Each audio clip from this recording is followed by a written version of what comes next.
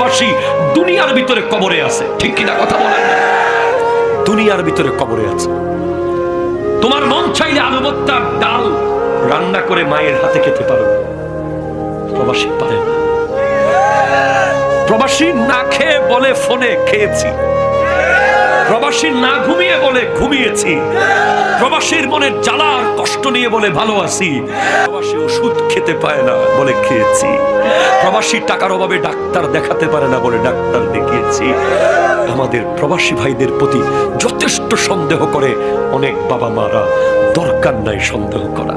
সে কষ্ট করে কামাচ্ছে, সে 2 টাকা রাখলে রাখতেও পারে, সেটা তাকে আপনি সুযোগ দিন আর তাকে বোঝার চেষ্টা করুন, তাকে জিজ্ঞেস করুন, তাকে ইমোশনাল ব্ল্যাকমেল করবেন না। সে এমনিতেই কোনো মায়া মোহাব্বত ভালোবাসা পায় না সেখানে। আরেক দেশ, সেটা যতই দামি দেশ হোক, এটা আমার না, এই বরুড়ার জমিন।